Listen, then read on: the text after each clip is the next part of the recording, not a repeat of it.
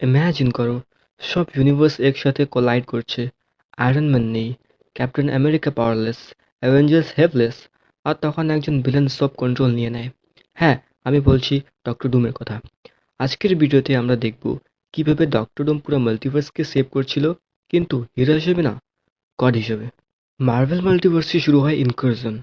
দুইটা ইউনিভার্স একসাথে ক্র্যাশ করছে। যদি একটা ডিস্ট্রয় না করা হয়, দুইটাই শেষ। অ্যাভেঞ্জার্স, ইলুমিনাটি, ফ্যান্টাস্টিক ফোর সবাই ট্রাই করে সিচুয়েশন বের করতে, কিন্তু কোনো স্টেবল অ্যান্সার নেই। তখন সিনে আসে ডুম।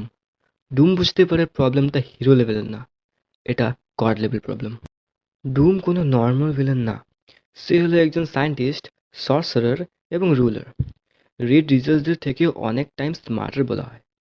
ডুম বুঝে যে মাল্টিভার্স কোল্যাবের পিছনে আছে বিয়ন্ডার্স। সে প্ল্যান করে ইম্পসিবল একটা কাজ, বিয়ন্ডার্সদের পাওয়ার স্টিল করা। রিস্ক 100%, কিন্তু রেজাল্ট ইনফিনাইট পাওয়ার। ডুম বিয়ন্ডার্সদের পাওয়ার অ্যাবজর্ব করে নেয়।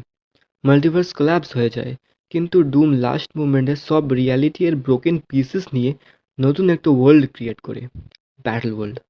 সেখানে ডিফারেন্ট ইউনিভার্স এর পার্ট জোড়া লাগে, ডিফারেন্ট স্পাইডারম্যান, ডিফারেন্ট থর, ডিফারেন্ট রিয়ালিটি, সবই একসাথে। আর সেখানে রুলার কে? হ্যাঁ, গড এম্পারার ডুম। ডুম একটা পারফেক্ট ওয়ার্ল্ড ক্রিয়েট করে, যেখানে ওয়ার নেই, খেওস নেই, র্যান্ডম ডিস্ট্রিবিউশন নেই। লোকজন তার কাছে প্রে করে।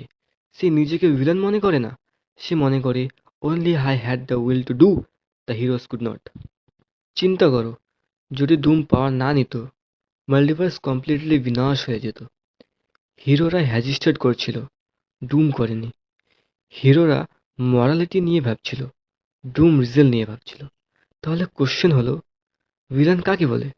যে পাওয়ার নিয়ে রুল করে, না যে সব সেভ করে? ডক্টর ডুম একবার বলেছিল, আই সেভড এভরিথিং। আর সেটা মিথ্যা ছিল না।